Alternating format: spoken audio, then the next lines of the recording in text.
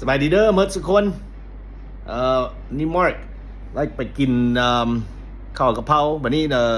ที่โซว่าไปกินเฟอร์โอ้ยแซ่บแซ่บเด้อมันมีหลายแนวกินโพดนี่ขันมาแล้วติดต่อมาหารถพาไปย่างเล่นไปกินโอเคแล้วเว้ากันไหมวิดีโอที่หนึ่งนะนี่ลองเบิ่งซื่อๆ Morning Glory stir fry My wife loves this stuff. Every time we buy it, we just forget to make it. But here we just order it. Cost me about 30,000, maybe 40,000 each. Good stuff. Oh my god. So my cousin just brought us to a pho place. What's the name of this place? Say it about. Này, Don. An phở đấy. Phở cao liêu. Phở cao liêu. Cao liêu. Má bưng này. Ô, bây giờ cũng xem. Bưngผักnày. เอาโจบ้านนอกมานำโบเห็นโจบ้านนอกก็ออกมาเมื่อนี้โอ้เป็นไรวะแล้วก็มาเทสกินอีกเรื่องนะมาเด้อมากินน้ำกันเด้อถ่าเบิ้ง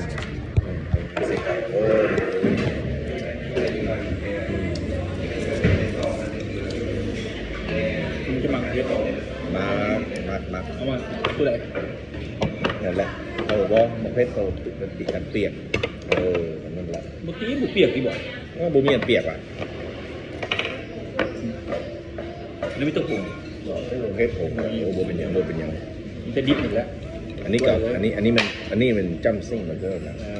สุกี้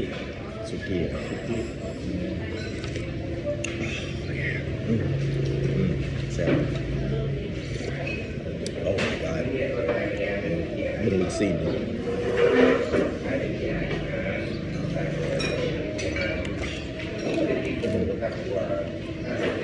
แซ่บหลายโอเคนี่ถ้วยใหญ่ก็หน่อยจะเบิดเด้อ This is fast forward meanwhile I got the veggies in there looking good suki for the meat ผักดองโอ้แซ่บบ่โจแซ่บบ่ดอนแซ่บแนะนำเลยคือเขาเรียวเด้อมาเด้อไ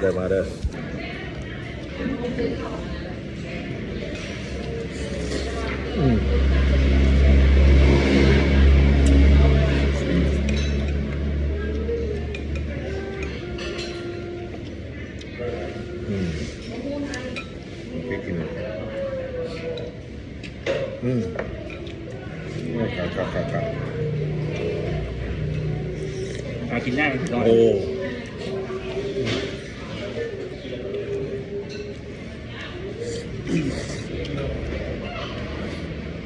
โอ้เบิ่งไก่สิเบิดเลยโอ้ฮั่นน้ำหมูมันเถื่อนเฮ้ยปิ้นเลยก้องนี่วะปิ้นโบเป็นนะเนี่ย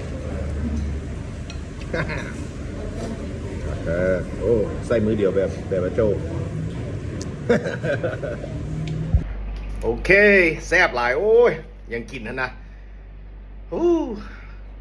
I hope เมื่อคนพวกเจ้าน้ำลายเหยน้ำข่อยเด้อเธอหน้ามาเบิ่งกันอีกโอเคอันนี้เชื่อที่หนึ่งซื่อๆหักสิเฮ็ดมาอีกข่อยสิเฮ็ดห้านอาหารส่วนหลาย